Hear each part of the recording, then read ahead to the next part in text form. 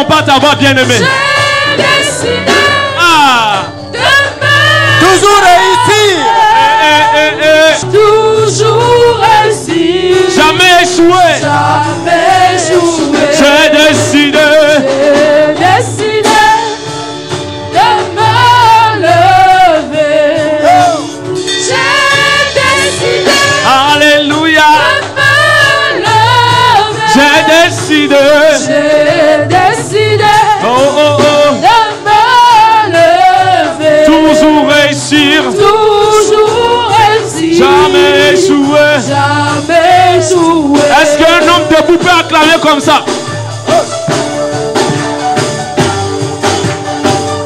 Plus haut, plus haut, plus haut, plus haut, plus haut, plus haut, plus haut.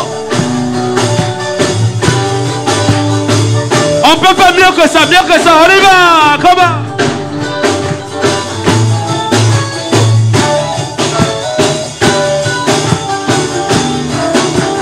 Toujours debout. Oh,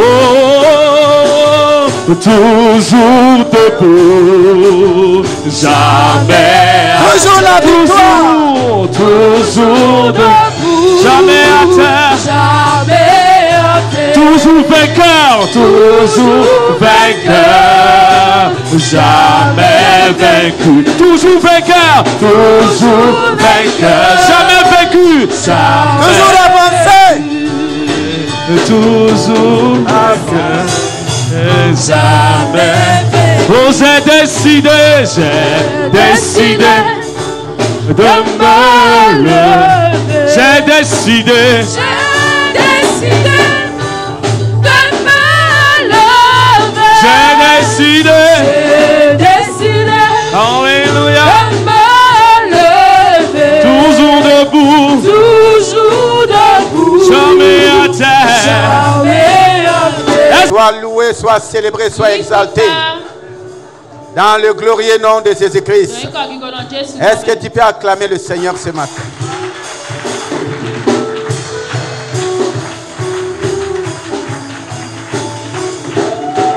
Alléluia.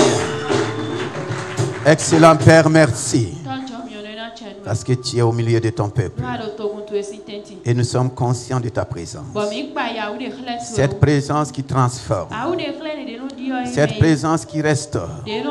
Cette présence qui donne la vie. Cette présence qui guérit les malades. Cette présence qui transforme nos cœurs. Et qui dispose de nos pensées à recevoir ta parole. Seigneur Saint-Esprit, nous sommes assis à tes pieds. Enseigne-nous. Nous avons besoin de la parole esprit et vie. Cette parole qui libère. Cette vérité qui affranchit. Je me tiens comme un instrument. Utilise-moi et bénis ton peuple que nous sommes. Que ceux qui nous suivent à travers les réseaux reçoivent la bénédiction dans le nom de Jésus-Christ. Amen. Tu peux acclamer le Seigneur. Alléluia.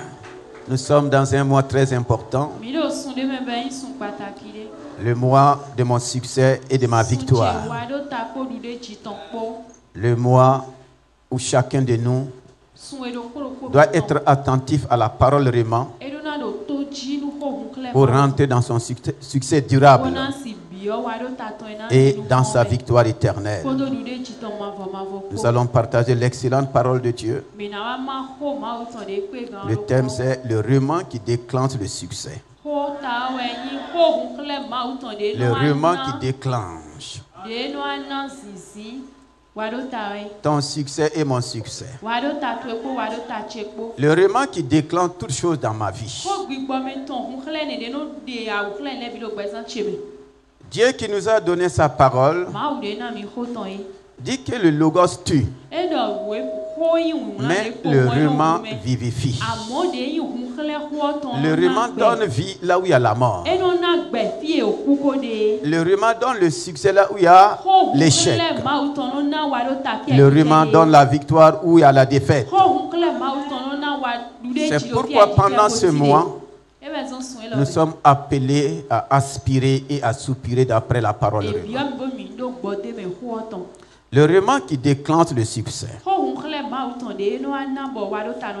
Le roman en simple définition. C'est ce que Dieu te dit de façon claire.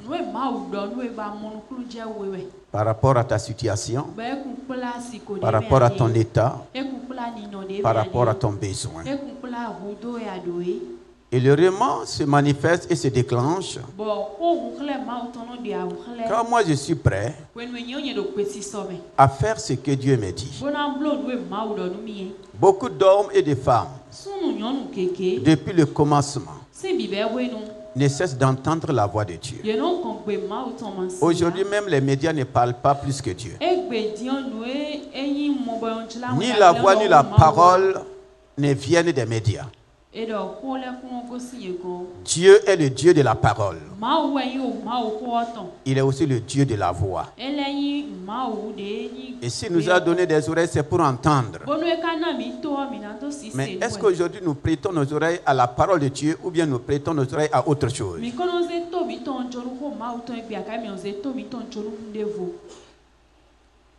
Salomon a dit, je prête mes oreilles à ta parole. Si je veux entendre le roman, il faut que je prête. Dieu t'a donné les oreilles, mais il n'est pas maître de tes oreilles. Dieu m'a donné les oreilles, mais il n'est pas maître de mes oreilles. Tu es libre de prendre tes oreilles pour les donner à qui tu veux. Tu es libre de prendre tes oreilles pour entendre ce que tu veux. Et pendant ce mois, si tu veux entendre le roman de Dieu, il faut prêter. Même si tu ne veux pas consacrer, au moins prête-lui.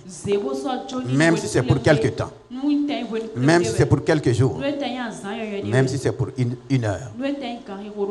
Ceux qui ont prêté leurs oreilles à Dieu ont entendu la voix de Dieu. Et moi je te demande ce matin, à qui prêtes-tu tes oreilles? Dieu qui t'a donné les oreilles te négocie. Il me négocie. Prête-moi tes oreilles pour entendre ma voix. Toi, tu dis non. Sur la terre là, il y a tellement de voix. Et la voix de Dieu semble ne pas être agréable à entendre. Ça semble ne pas être agréable à écouter. On préfère écouter la voix des artistes du monde. On préfère prêter nos oreilles aux politiciens. Regardez comment les réseaux sont saturés. Chacun veut faire passer sa voix. Chacun veut qu'on l'entende. Mais le Dieu des cieux aussi veut se faire entendre. Nous allons lire dans Hébreux 3, le verset 7 à 15. Hébreux 3, le verset 7. Et nous allons progresser doucement. Hébreux 3, les versets 7 à 15. C'est pourquoi, selon ce que dit le Saint-Esprit, aujourd'hui, si vous entendez sa voix, n'endurcissez pas vos cœurs, comme lors de la révolte, le jour de la tentation dans le désert. Alléluia. Aujourd'hui, nous avons un Dieu d'aujourd'hui. Si dans le passé tu as entendu, si dans le passé tu as écouté et tu n'as pas prêté attention, je te dis aujourd'hui, si vous entendez sa voix, n'endurcissez pas. N'endurcissez pas vos cœurs. Un cœur endurci ne peut pas entendre la voix de Dieu. Qu'est-ce qu'un cœur endurci? Un cœur endurci, c'est un cœur qui a tellement reçu, qui ne s'est jamais levé pour obéir. C'est un cœur qui a reçu. Dieu a parlé. Même depuis ta naissance, Dieu a parlé. Mais tu ne t'es jamais levé pour obéir. Tu deviens quoi? Un cœur endurci. Endurci, ça veut dire que tu as décidé de ne pas obéir. Dieu s'est présenté à son peuple depuis le désert. Nous savons à travers les Écritures ce qu'il a fait pour les faire sortir. Maintenant, Dieu les parle. Ils disent qu'ils ont entendu. Mais ils n'ont jamais obéi. Beaucoup de cœurs sont endurcis. Et souvent on croit que c'est le problème des leaders. Il faut savoir que ton cœur est endurci. C'est quand tu commences à dire, ah, tel pasteur n'a pas d'onction. C'est quand tu commences à dire, ah, il n'y a plus l'onction dans telle église. Au moins, si toi tu as l'onction, ça doit marcher dans ta vie.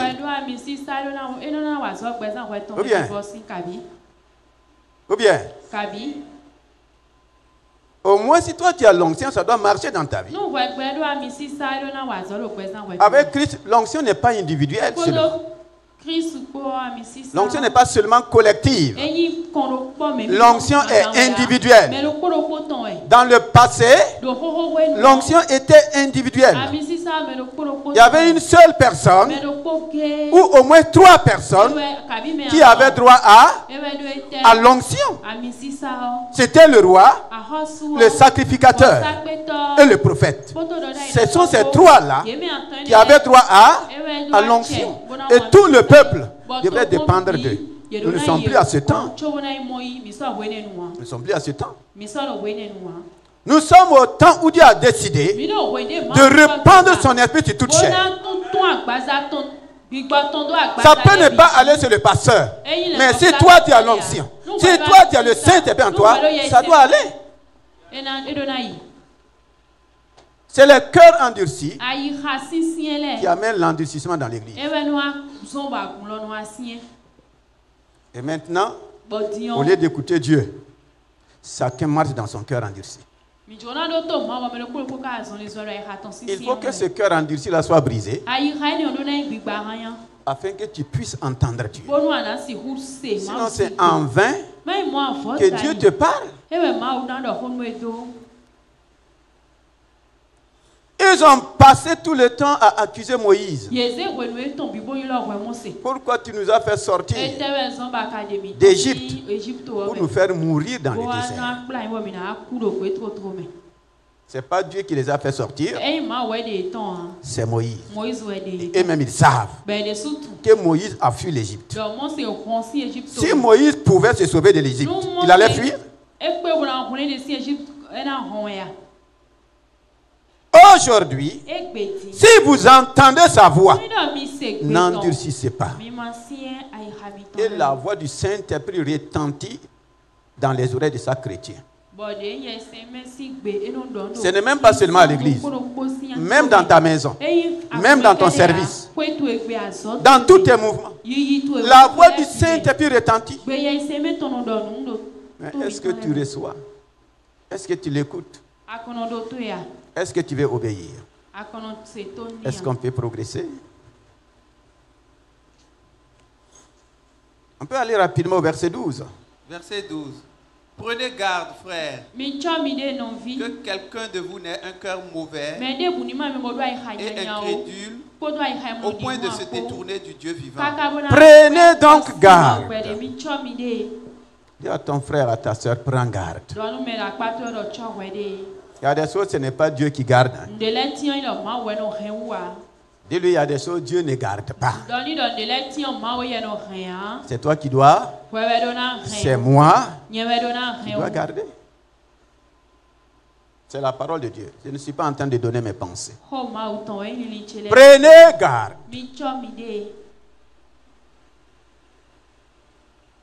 frères et sœurs, que quelqu'un de vous n'ait un cœur mauvais et incrédule.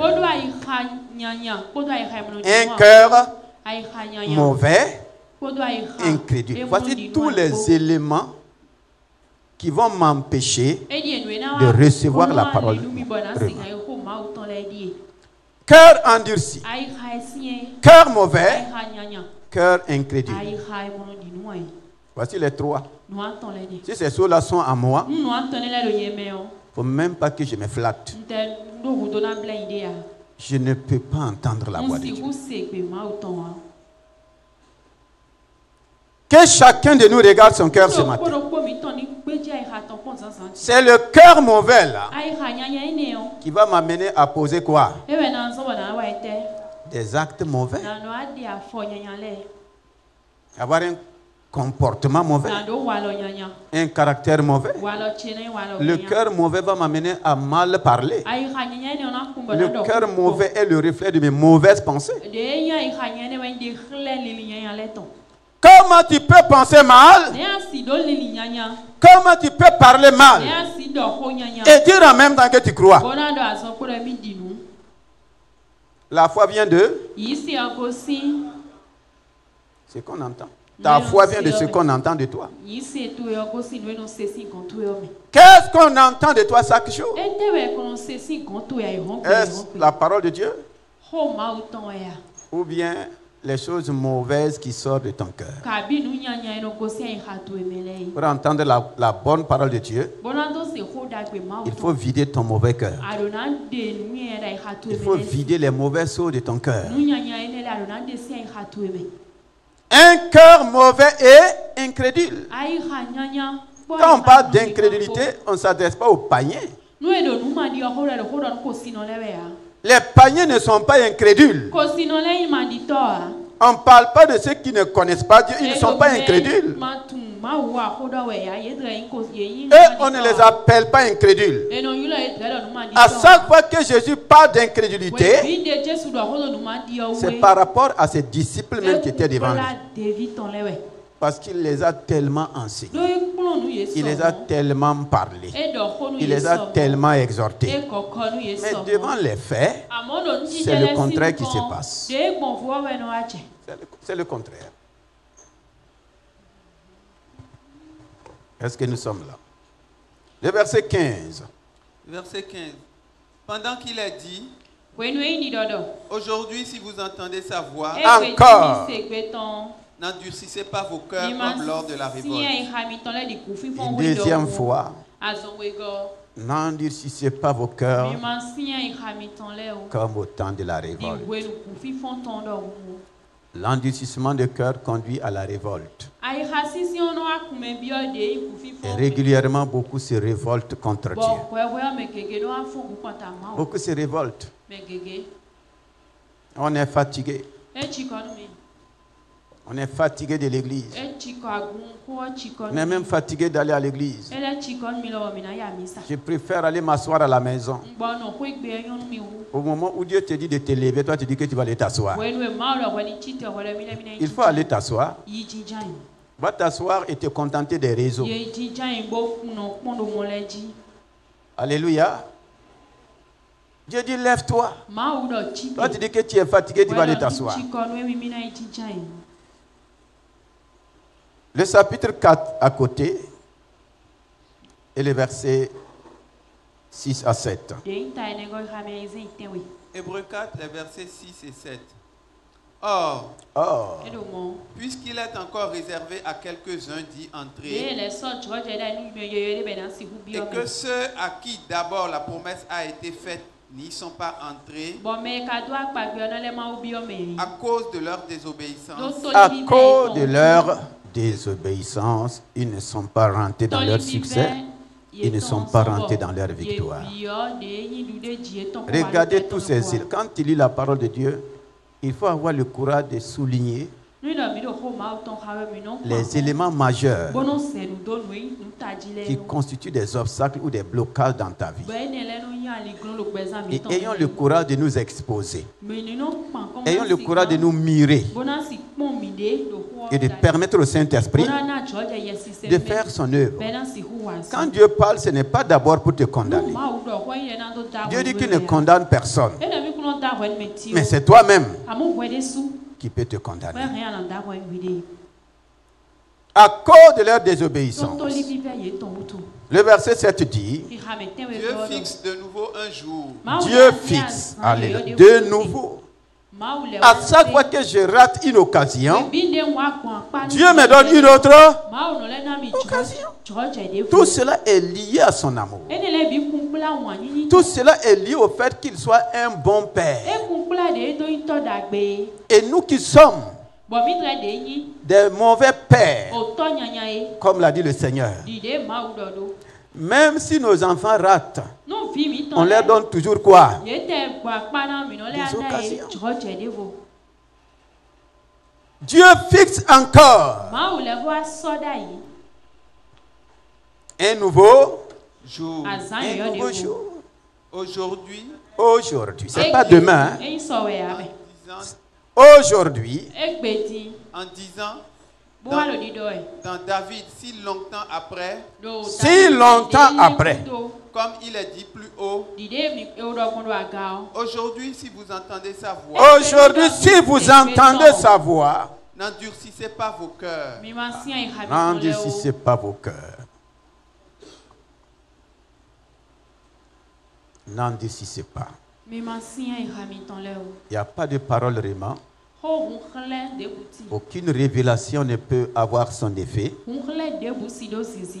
Aucune parole de Dieu ne peut avoir son effet tant qu'il y a ces choses-là dans ma vie. Et comme Paul l'a dit à Timothée, les enseignements que le Saint-Esprit donne, c'est pour corriger, c'est pour rectifier et amener chaque enfant de Dieu, chaque serviteur de Dieu à être conforme à la volonté de Dieu.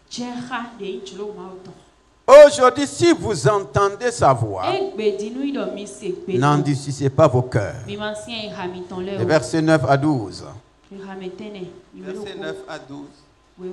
Il y a donc un repos de sabbat réservé au peuple de Dieu. Dieu nous réserve le repos. Le repos, ce n'est pas se coucher ou s'asseoir. Non. Beaucoup ne sont pas dans le repos. Ils sont agités, troublés.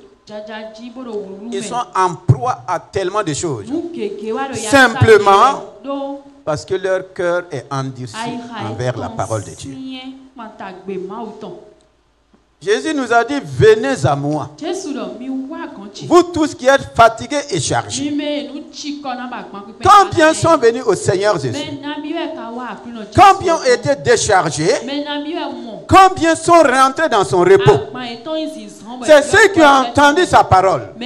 Regardez une femme, 12 ans. 12 ans de tourments. 12 ans de douleur, 12 ans de perte. Elle a simplement entendu. C'est pourquoi je dis, quand vous entendez sa voix, quand vous entendez sa parole, n'endurcissez pas vos cœurs. Elle a entendu, elle n'a pas endurci son cœur. Elle a dit, je suis vraiment dépouillée. Je tends vers la mort. Aujourd'hui là, soit je vis, soit je meurs. C'est à moi de prendre la décision. Et elle a pris la décision après avoir entendu parler de Jésus. Depuis combien d'années toi tu entends parler de Jésus? Depuis combien d'années nous entendons parler de Jésus?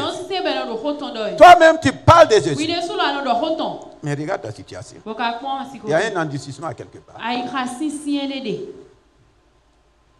Ayant entendu parler, elle a prêté ses oreilles à ses paroles. Elle s'est levée. Elle n'a pas endurci son cœur, mais elle a préparé son cœur à une foi. À une foi qui va déclencher quoi? Sa guérison. Qu'est-ce que cette femme a entendu? Elle a entendu quoi? Combien de messages? Combien? Un simple témoignage. Un simple témoignage. Elle a dénoué son cœur. Elle s'est donnée une foi ferme. Pourvu que je touche le bord de son vêtement. Quand tu reçois le rhéma, toi aussi tu as ton rhéma. Ah oui? La parole de Dieu répond à ma foi. Et ma foi a une voix. Ma foi aussi s'exprime par ma parole. Elle s'est dit, pourvu que, quand tu entends la parole de Dieu, quelle est ta réaction? Les versets 11 et 12. Efforçons-nous donc d'entrer dans ce repos afin que personne ne tombe en donnant le même exemple de désobéissance. Alléluia. Si je donne le même exemple de désobéissance, je manque le repos. Quel est l'exemple que tu donnes? Efforcez donc, ça veut dire c'est pas chose aisée. Ce n'est pas chose aisée. Pour obéir à la parole de Dieu, là, ça va te demander un effort. Ça va me demander un effort. Et si je ne suis pas prêt à cet effort, je reste toujours dans la désobéissance. Beaucoup sont assis dans leur désobéissance et ont décidé de ne pas bouger. Efforcez-vous. Il y a un effort à faire. Malgré que nous sommes dans le temps de la grâce, il y a un effort. Et la grâce me donne la capacité de me lever avec cet effort. La grâce ne me noie pas dans la désobéissance. Ma désobéissance ne change rien à la grâce. Et la grâce ne peut rien changer dans ma désobéissance. Ce n'est pas possible. Efforcez-vous. La suite.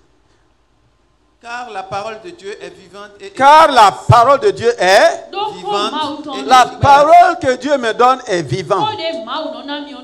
La parole de Dieu que Dieu me donne est puissante, efficace. Plus tranchante qu'une épée quelconque à deux tranchants. Elle se révèle comme une épée. Pénétrante jusqu'à part. Pénétrante. Âme et esprit. Jointure et moelle. Elle juge les sentiments et les pensées du cœur. Le verset 13. Nulle créature n'est cachée devant lui. Nulle créature. Quand nous recevons la parole de Dieu, il n'y a pas cette créature-là qui peut se cacher derrière la parole de Dieu. Ce n'est pas possible. Puisque tout a été créé par elle. C'est la matière de la création. Je dis bien, c'est quoi? La matière de ma formation, la matière de ta formation, la matière de toute la création. Comment tu peux te cacher derrière la personne qui t'a formé? Tu peux? Non. Mais on fait semblant de se cacher. Dis à quelqu'un, ne continue pas de te cacher. Nulle créature n'est cachée.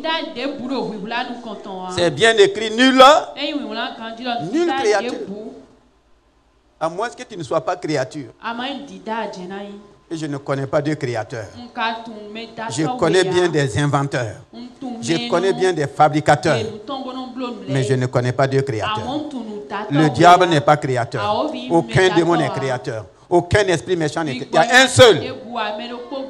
C'est Dieu. Et Dieu est égal à sa parole. Aucune créature. Et cette parole est puissante. Cette parole est vivante. Vivante pour donner la vie là où il y a la mort. Puissante contre la puissance des ténèbres. efficace devant n'importe quel mal, devant n'importe quelle maladie, tranchante là où on ne peut pas trancher. Si la parole de Dieu rentre, elle tranche. Mais il faut la laisser rentrer. Pénétrante. Il y a des endroits où tu ne peux pas pénétrer. Laisse la parole de Dieu pénétrer. Ah oui?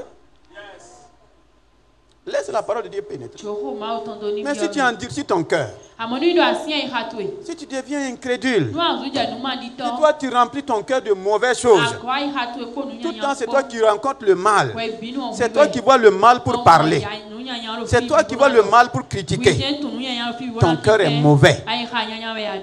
Et la parole de Dieu n'aura jamais d'effet.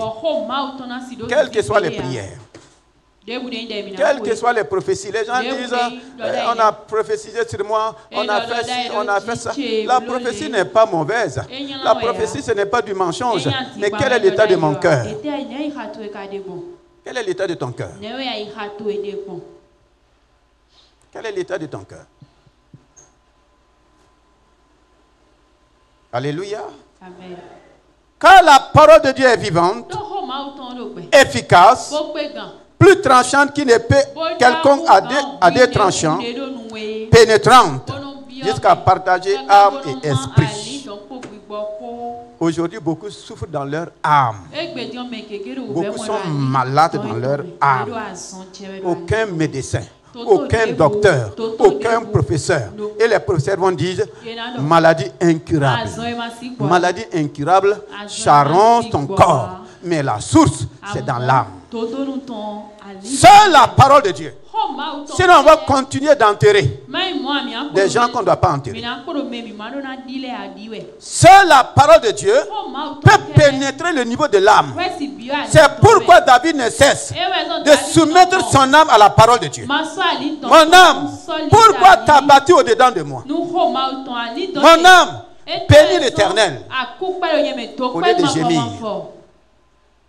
il soumettait son âme à la parole. Il soumettait son esprit à la parole. Même son corps. David est l'homme qui parlait aux trois parties de son être. Il parlait à son âme, à son esprit et même à son corps. Soumettez-vous à la parole. Il dit que tout ce qui est en moi, bénis son Saint-Nom. Ah oui. Il permettait à la parole de Dieu de pénétrer tout son être. Quand il est en faute, il le reconnaît. Beaucoup sont en faute. Ils ne veulent pas reconnaître. Ils tendent le doigt vers d'autres personnes. Ils ne veulent pas reconnaître. Qui a péché comme David? Et comment il peut se prévaloir comme étant l'homme selon le cœur de Dieu? Il laissait tout le temps la parole de Dieu le pénétrer. S'il a péché, il dit j'ai péché. Beaucoup ont péché. Ils sont en train de tourner d'église en église. Ils ne veulent pas reconnaître. Vous croyez qu'il y a une église aussi puissante? La puissance d'une église, c'est qui? C'est qui? C'est l'homme de Dieu. C'est pourquoi les scandales ont commencé à se manifester dans la vie des hommes. C'est l'Esprit de Dieu qui est puissant. Il a dit, je vous enverrai l'Esprit d'en haut, la puissance d'en haut. La puissance d'en haut, ce n'est pas un homme. Ce n'est pas une femme. C'est qui? C'est le Saint-Esprit. Il n'a pas dit qu'il va nous envoyer un homme puissant d'en haut. Ce n'est pas une femme puissante d'en haut. Non. C'est qui? Le Saint-Esprit. À moins qu'il y a plusieurs Saint-Esprits. Non, à moins qu'il y a plusieurs. Toi, tu le blesses ici. Bon, l'esprit que tu as blessé ici, là, comme il n'est pas de l'autre église, je vais aller m'asseoir là-bas. Commencer à donner l'argent au pasteur. Il va croire que je suis une bonne personne.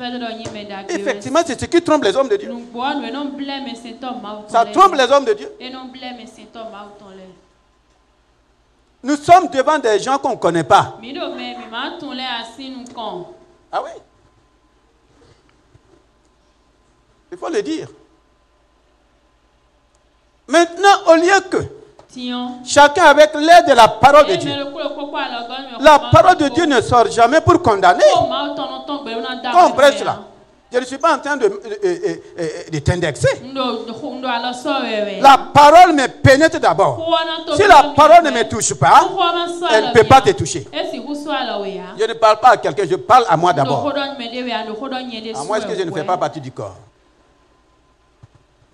Alléluia. Donc si nous permettons à la parole, elle va manifester sa puissance, son efficacité, elle va trancher les choses là où on ne peut pas trancher. C'est le rôle de la parole vraiment. C'est le rôle de là où tu ne peux pas juger, là où on te juge, la parole vient, elle te justifie. Elle te justifie. Dans Jean 2, le verset 1, nous connaissons bien l'histoire pour gagner du temps. Le verset 1 à 6. Verset 1 à 6. Jean 2. 3 jours après, il y eut des noces à Cana en Galilée. La mère de Jésus était là. Et Jésus fut aussi invité aux noces avec ses disciples.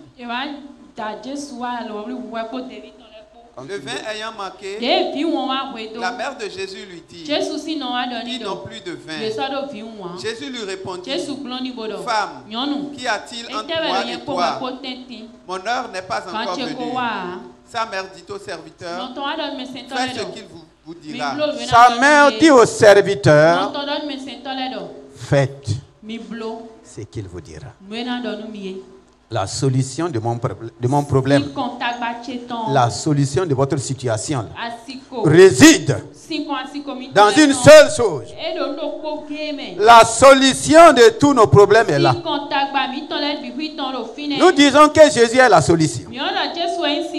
Mais Jésus te dit fais ça et toi tu ne fais pas. Donc tu cherches ta solution ailleurs. Ah oui. Je cherche ma solution ailleurs.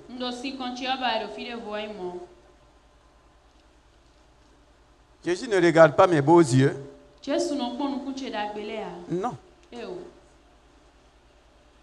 Dieu se tient toujours derrière ça.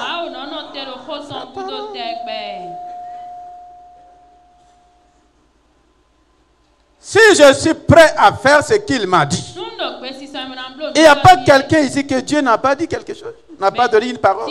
Mais toi, tu tournes. Tu regardes à d'autres personnes. Ce n'est pas à ces personnes-là à qui Dieu a parlé. C'est à moi. C'est à toi. Fais simplement ce qu'il t'a dit. Faites ce qu'il vous dit. Regardez ici. Il n'y a pas eu d'accès aussi difficile que ce que Jésus a demandé. On a demandé du vin. On a dit que le vin manque. Quel rapport y a-t-il entre le vin et l'eau? Marie n'a pas dit que l'eau manque. Il a dit quoi? Que le vin manque. Il y a beaucoup de choses qui manquent dans nos vies. Jésus nous a donné des solutions simples.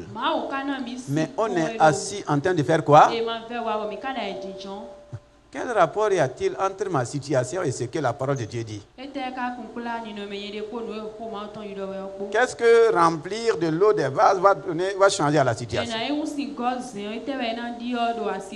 Et les conditions dans lesquelles c'est toujours contraire à notre raison et à nos raisonnements. Les Juifs ne boivent même pas l'eau qu'on met dans les jarres pour les ablutions. Ce n'est pas de l'eau qu'ils boivent.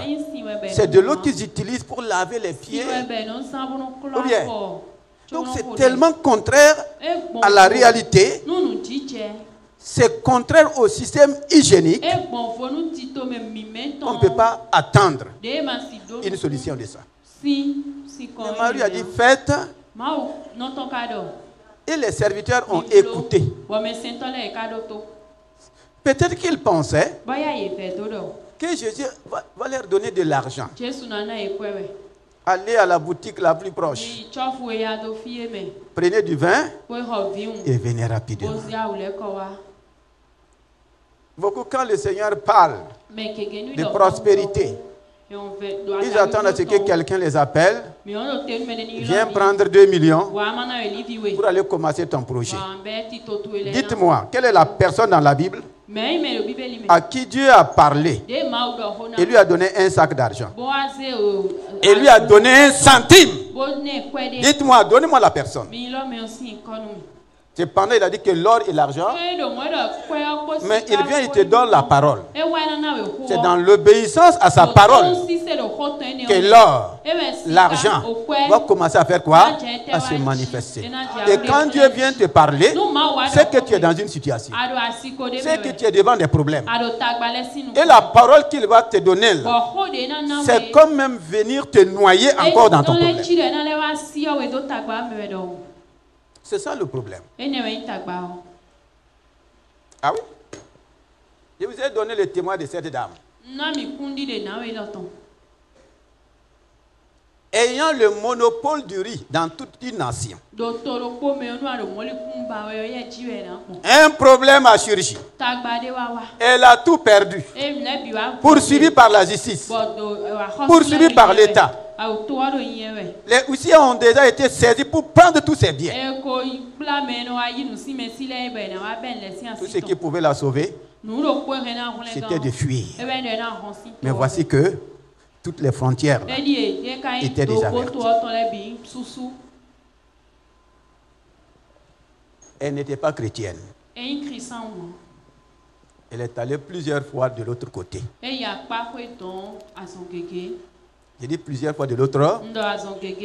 C'est toi qui choisis le côté. Ah oui. On a parlé de la prière. Une très belle métisse. J'ai dit une très belle métisse. Elle arrive. Ah, voici mon problème. Honnêtement, il n'y a que Dieu. Il n'y a que Dieu qui peut me sauver. Elle-même, elle savait. Elle a donné l'argent aux politiciens. Même les politiciens se sont levés contre elle. Elle savait qu'il n'y avait que sa religion ne pouvait pas la sauver. Pourtant, sa religion la parle tout le temps de Dieu. Mais dans la situation là, elle-même, elle savait. Elle vient à la prière devant quelqu'un qui ne l'a jamais connu. Et le Seigneur dit, dans ta ville, il y a un problème de pardon. Ce n'est pas plus que ça. Hein. Il y a un problème. On ne l'a même pas dit. Le pardon là, c'est telle personne, c'est à cause de telle chose. Le mot pardon qui est sorti là, cette métisse est devenue rouge. Rouge de colère. Et voici la parole qu'elle a lâchée. Si Dieu a besoin de ça pour m'aider, donc Dieu va me laisser dans mon problème. Elle s'est levée, elle a pris son sac, elle est partie. Est-ce que vous voyez? Une simple parole. Mais son cœur était tellement endurci dans la colère par rapport à ce qu'on l'a fait qu'elle dit, si c'est ça que Dieu veut pour me faire sortir de ma situation, donc Dieu n'a qu'à me laisser. Si tu étais même à sa place, je ne pense pas que tu allais dire le contraire.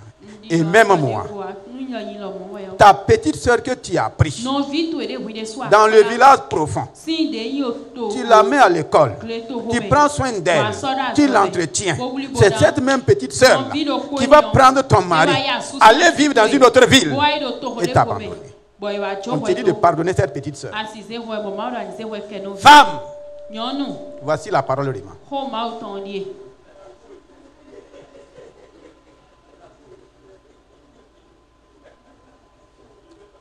Pardon? Bon, imagine que ton petit frère vient prendre ta femme. Dis-moi comment tu vas lui pardonner.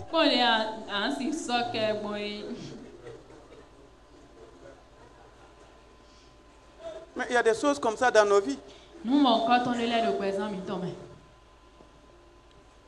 Elle est rentrée toute rouge. Cette belle métisse qui était arrivée là. Si tu la croisais devant la porte, on dirait un démon. Tellement son visage était devenu froissé à cause d'une simple parole. Ça montrait tellement comment son cœur était. Elle est rentrée à la maison. Une païenne qui entend la première fois, sa réaction est normale. Mais cette parole qui est libérée là, depuis sa maison, toute la nuit, elle ne pouvait pas dormir. Elle a tout fait. La parole retentissait. Donc elle-même, elle sait que ce n'est pas une parole inventée. On ne la connaissait pas. On ne connaissait pas ce qu'elle vivait.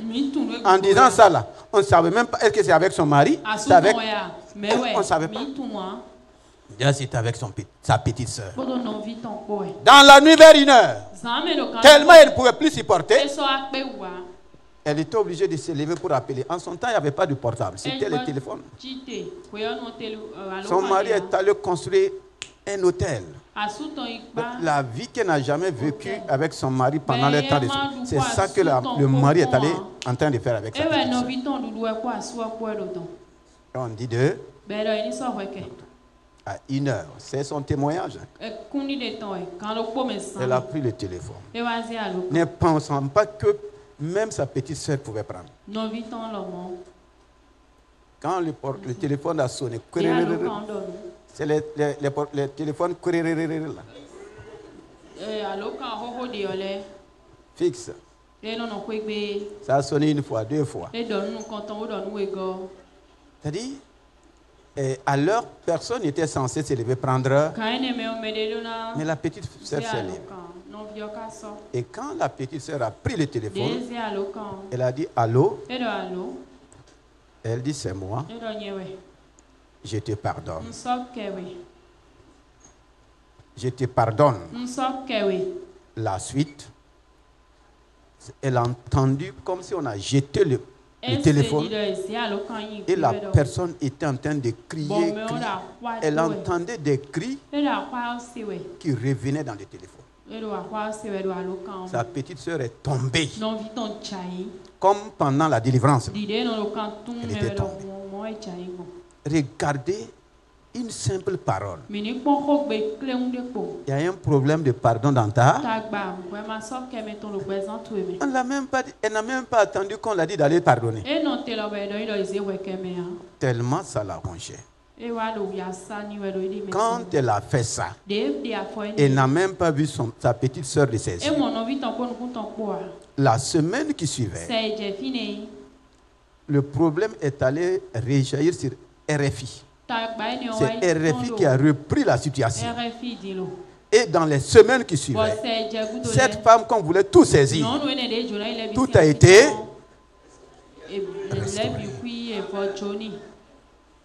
Si elle était restée dans sa colère pour dire j'ai raison, effectivement il a raison. Mais une raison qui te détruit, à quoi ça sert? À quoi ça sert? Et beaucoup vivent dans ça. Hein? Ils ont préféré, comme cette dame. Mais comme la parole aujourd'hui, si vous entendez sa voix, n'endurcissez pas. N'endurcissez pas. Ils ont entendu. Faites ce qu'il vous dira. Et ce qu'il va dire là est contraire à leur attente. C'est ça la parole de Réma. Toujours contraire à mes attentes. Dieu dit à Isaac, il ne faut pas fuir en Égypte. Reste là. Ah, Dieu, tu ne vois pas la famine? Tu ne vois pas qu'il n'y a rien? Pourquoi tu me dis reste là? Mais Dieu dit, Reste là. Ne reste pas seulement. Prends ce que tu as et sème. Voici là où va commencer la vraie prospérité d'Isaac. En obéissant à la parole de Dieu. La parole de Dieu. Alléluia. Dans Ag 1, le verset 2, nous allons terminer par là. Je sais que le temps...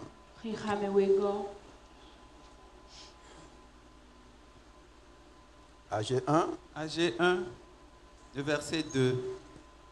Ainsi parle l'Éternel des armées. Ce peuple dit, le temps n'est pas venu, le temps de rebâtir la maison de l'Éternel. Alléluia. Amen. Maintenant, c'est le peuple qui donne le temps à Dieu. Ou bien? Le peuple dit, le temps n'est pas venu là. Ça veut dire que le temps n'est pas favorable. Nous sommes en situation de crise. Le temps n'est pas.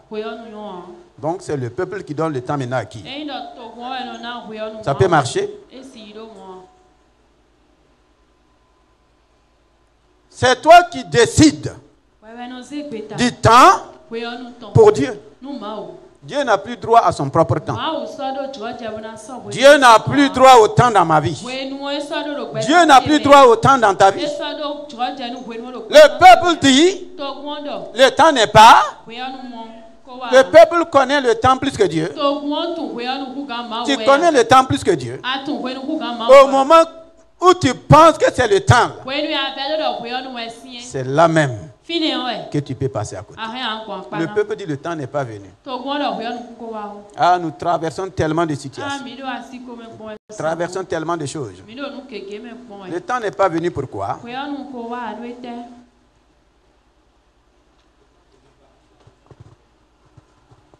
Le temps de rebâtir la maison de l'Éternel. Le temps de rebâtir la maison de l'Éternel. L'Éternel. Donc, les choses de Dieu sont mises au second rang, au second plan. D'abord moi, Dieu après. Mais Dieu a existé avant moi. Dieu a existé avant toi. C'est le même Dieu qui m'a créé. C'est le même Dieu qui m'a donné quoi? Le temps. Et je dis, le temps n'est pas venu. Dieu, laisse-moi faire d'abord mon plaisir. Laisse-moi d'abord avoir telle ou telle chose avant de penser à toi. Le temps n'est pas venu. Effectivement, pour beaucoup, le temps n'est pas encore venu de s'élever. Laisse-nous encore nous asseoir un peu. La suite dit, c'est pourquoi la parole de l'Éternel leur fut adressée par Agé le prophète en ces mots. Est-ce le temps pour vous d'habiter vos demeures lambrissées quand cette maison est détruite? Ainsi parle maintenant l'Éternel des armées. Considérez attentivement vos voies. Considérez attentivement vos voies. Vous semez beaucoup et vous recueillez peu. Vous semez beaucoup et vous recueillez peu. La semence ici, il y a une version qui dit, vous investissez tellement, mais vous n'avez pas de résultat. La semence là, l'Église a pris la semence dans une autre façon. Semence, ce n'est pas seulement ce n'est pas seulement ces messages donnés à Dieu.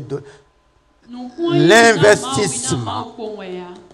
La première semence là consiste d'investir. Maintenant, comment nous investissons? Quand Dieu a parlé à Noé, Il a dit que tant que la terre subsistera, la semence est là, la moisson. Est-ce qu'en son temps, les Noé avaient de l'argent? Est-ce qu'on parlait en termes d'argent? On parlait en termes d'investissement. Vous investissez. On est prêt à prendre ce que Dieu nous a donné là pour mettre dans toutes les choses. Mais jamais pour que la maison de Dieu soit bâtie. Vous s'aimez beaucoup, mais vous recueillez peu. Normalement, ce n'est pas ce que Dieu veut. Dieu a dit que celui qui sème doit moissonner beaucoup. Mais vous vous sémez et vous moissonnez peu. Ce que vous moissonnez là, ça ne vaut même pas ce que vous avez fait. Quand c'est comme ça, qu'est-ce qui se passe? Qu'est-ce qui ne va pas? La suite dit, vous mangez et vous n'êtes pas rassasiés. Vous mangez dans les grands restaurants. Vous achetez des repas très chers. Ah, on va se faire plaisir. C'est pas mauvais. Mais vous mangez. On part à Erevan, on remplit les chariots. Toujours affamé. Toujours affamé. Qu'est-ce qu'on fait encore? Vous buvez et vous n'êtes pas désaltéré. Vous buvez, vous n'êtes pas désaltéré. Rapidement. Vous êtes vêtus et vous n'avez pas chaud. Vous n'avez pas chaud. Insatisfait de nos vêtements. On a pris ça aujourd'hui cher, on porte, on est content. Demain, on trouve que ce n'est plus. Et le Seigneur nous aide. Continue, mon frère. Le salaire de celui qui est à gage tombe dans un sac percé. Bien-aimé, le Seigneur veut nous faire sortir de beaucoup de choses. Même ton salaire. Tant que ton salaire, tu ne connais pas le but pour lequel Dieu t'a donné un salaire. Ton salaire sera comme dans un sac percé. Ah oui. C'est pourquoi ça ne va pas malgré le salaire. J'ai connu des gens qui touchent des millions, mais qui sont endettés. Je ne pouvais pas comprendre.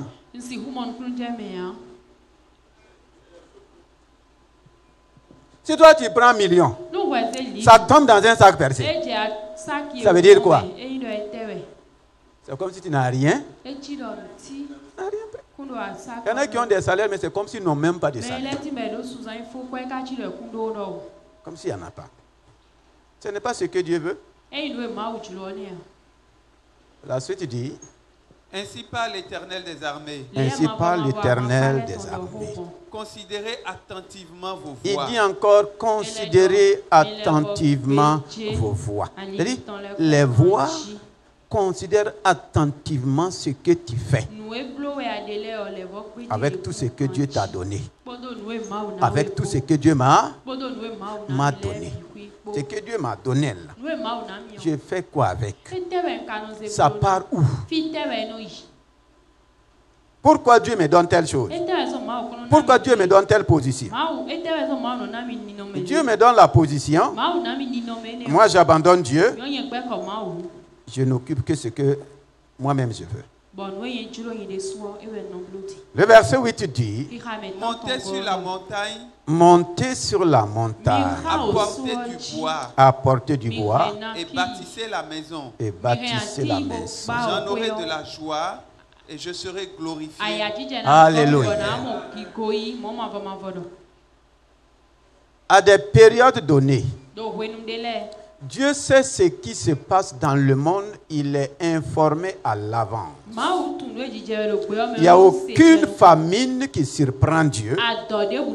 Il n'y a aucune crise qui surprend Dieu.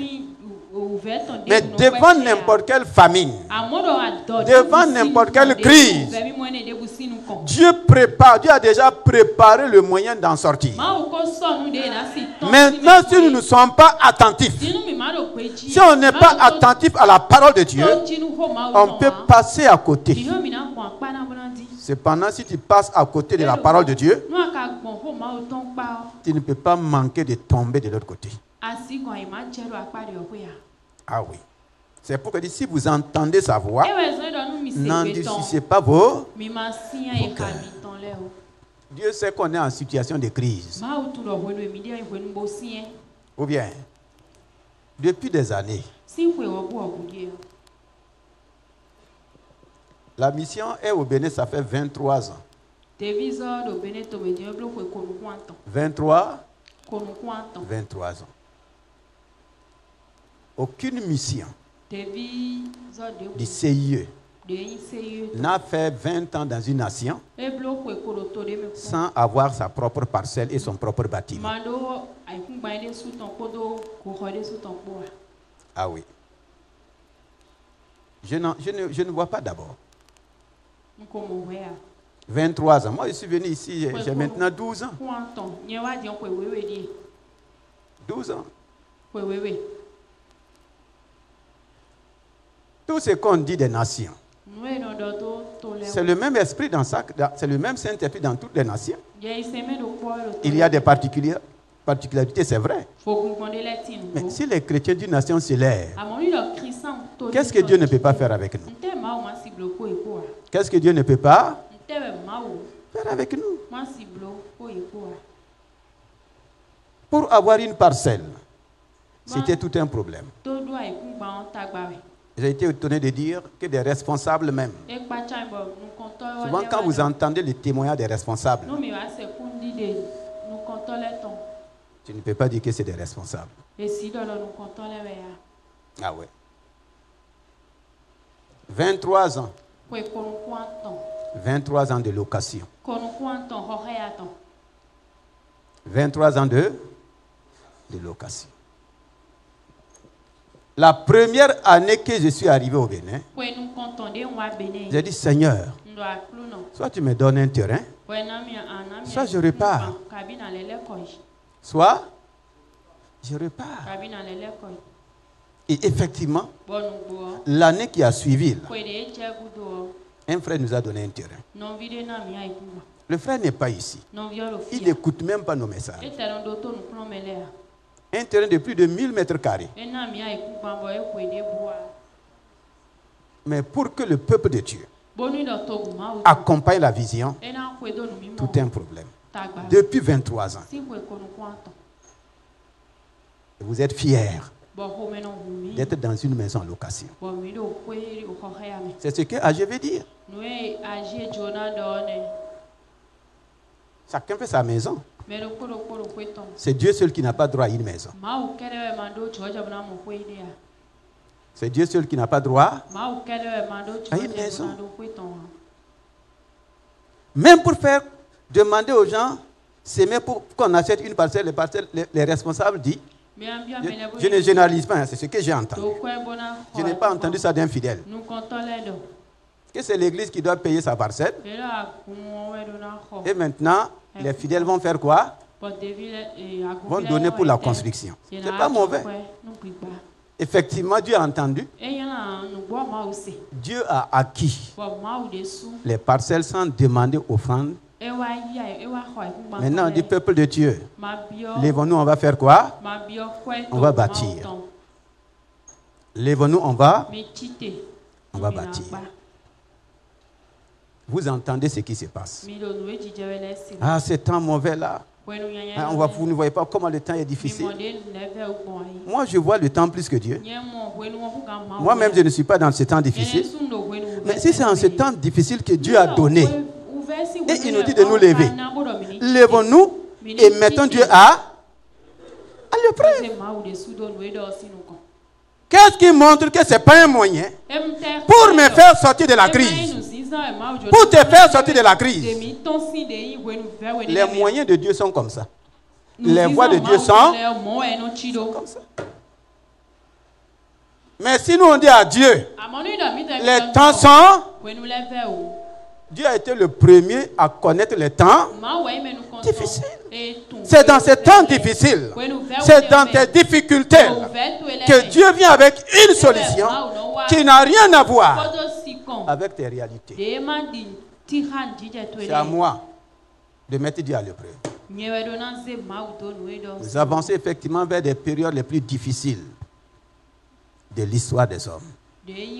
Mais Dieu sait comment il va faire sortir son peuple. Agé va parler plusieurs fois. Et le peuple a laissé l'Esprit de Dieu réveiller leur conscience. Réveiller leur conscience. Qu'est-ce qui montre que ce n'est pas l'instrument de ma réussite et de mon succès? Qu'est-ce qui montre? C'est Dieu qui est le Dieu du succès. Dieu est le Dieu de la victoire. Il sait par quel moyen il va me conduire à rentrer dans sa victoire et dans le succès pour ma vie.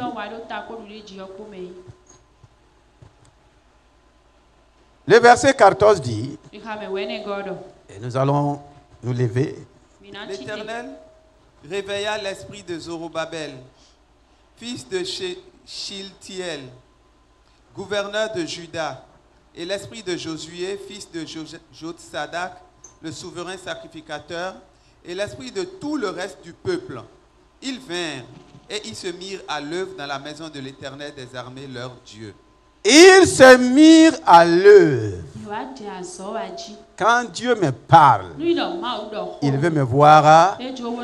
Quand Dieu te parle, il veut te voir à l'œuvre. Quand je me mets à l'œuvre, je verrai aussi les bonnes œuvres de. Est-ce qu'on peut se tenir debout? Est-ce que tu peux te tenir humblement debout? Dieu n'a jamais parlé pour condamner ni pour juger quelqu'un. Il parle toujours parce qu'il veut répondre aux besoins de son peuple. Dieu ne veut pas que nous sèmons beaucoup et que nous moissonnons peu. Dieu ne veut pas que tu aies un salaire et tu vis comme si tu n'as rien. C'est pourquoi il dit, aujourd'hui, si vous entendez sa voix, n'endurcissez pas. Le Seigneur, longtemps j'ai endurci mon cœur. Longtemps j'ai laissé les choses mauvaises pénétrer mon cœur. Longtemps. Mais ta parole est sortie aujourd'hui. Au Seigneur, j'abandonne toutes choses. Voici mon cœur. Tu le connais mieux que moi. Tout ce qui est mauvais, tout ce qui est dur en moi, que ce cœur dur-là soit brisé. Élève ta voix simplement. Là où je dois me repentir, je me repens. Là où je dois bénir le Seigneur, je commence à le bénir. N'aie pas peur. Pour se repentir devant Dieu, ce n'est pas des chuchotements. Seigneur, je reconnais. Les péchés des rois sont connus dans la Bible. Seigneur, pardonne-moi. J'ai tellement endurci mon cœur que jusqu'à présent, je n'ai pas bougé de ma situation. J'ai tellement gardé de mauvaises choses. Pourtant, tu ne m'as jamais donné une mauvaise parole. Tu me donnes toujours la bonne parole. Mais ce n'est pas cette bonne parole qui reste dans mon cœur. Seigneur, je n'ai pas prêté mon oreille à ta parole. Pardonne-moi. Pardonne-moi, Seigneur.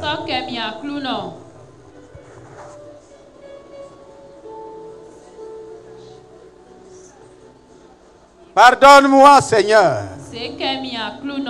Et viens à mon aide. Je me repens ce matin. Je suis le premier concerné. Seigneur, je me consterne devant ta présence. Mon cœur est attristé à cause. Pardonne-moi, Seigneur. Et pardonne ton peuple. Nous revenons à toi avec humilité. Nous revenons à toi dans l'esprit de repentance. Seigneur, fais grâce à ton peuple. Pardonne ton peuple et donne-nous de s'aimer et de récolter.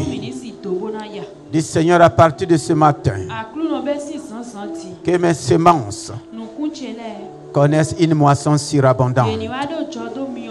Élève ta voix si tu as demandé pardon au Seigneur. Si tu n'es pas concerné, dis Seigneur, à partir de ce matin, que tout investissement dans ma vie connaît un aboutissement de gloire. Tout ce que tu me donnes de s'aimer, tout ce que tu me donnes d'investir, il n'y a pas que j'ai investi et je vais tomber en faillite. Seigneur, nous nous levons pour refuser la faillite dans nos vies. J'ai tellement entrepris. À chaque fois que j'entreprends, je ferme. Seigneur, je refuse ces choses dans ma vie. Je veux que tu pries sérieusement. Beaucoup d'entre nous, nous sommes dans ça. Je refuse de s'aimer et ne pas récolter, d'investir et ne pas voir la prospérité. Je me suis levé pour changer cette situation. Je refuse l'état malheureux. Je refuse d'être malheureux, d'investir et être malheureux, je refuse. Seigneur, j'ai pris la décision.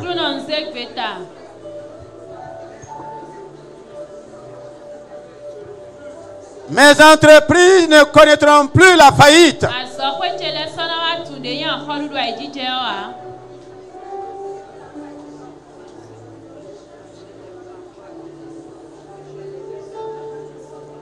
La suite dit que vous avez ramassé, mais moi j'ai soufflé. Seigneur, ne souffle pas sur nos bénédictions. Ne souffle pas sur nos bénédictions, Seigneur. Ne souffle pas sur nos finances.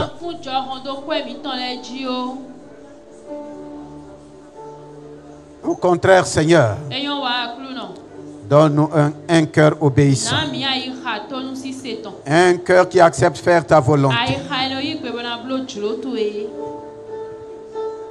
Dis Saint-Esprit, c'est toi mon aide. C'est toi mon aide. Ta volonté est que j'ai une belle maison. En tant que roi et sacrificateur. Mais donne-moi de connaître tes priorités. Nous avons agi selon nos priorités. Mais Seigneur, fais-nous grâce. Donne-moi d'agir selon tes priorités. Ce matin, j'ai décidé de ne plus endurcir mon cœur. Élève ta voix et bénis le Seigneur.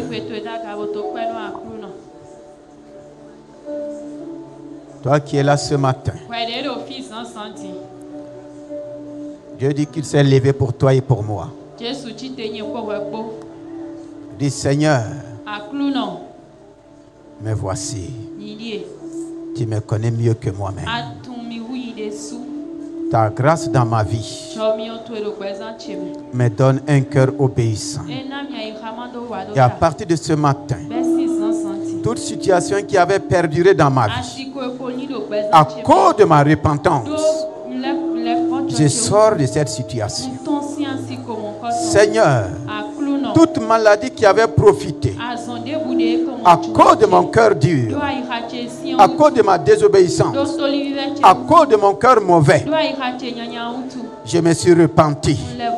Cette maladie n'a pas le droit de rester dans mon corps. Je reçois ma guérison.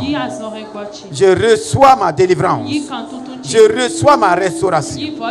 Maladie, ton séjour a pris fin. Tu ne peux plus demeurer dans mon corps. Situation difficile, situation malheureuse, c'est fini pour toi. Je me suis repenti. Je sors de toute situation malheureuse. Je sors de toute situation difficile. Oh Seigneur Saint-Esprit, merci pour ta grâce. Merci de manifester les bonnes œuvres dans ma vie. Parce que je me suis levé pour me mettre à l'œuvre. J'appelle les bonnes œuvres de Dieu dans ma vie. J'appelle la prospérité dans ma vie. J'appelle la bénédiction dans ma vie. J'appelle la restauration dans ma vie. J'appelle le repos dans ma vie. Seigneur, merci ce matin parce que tu le fais. Et je te donne toute la gloire. Au nom de Jésus-Christ. Amen. Acclame le Seigneur.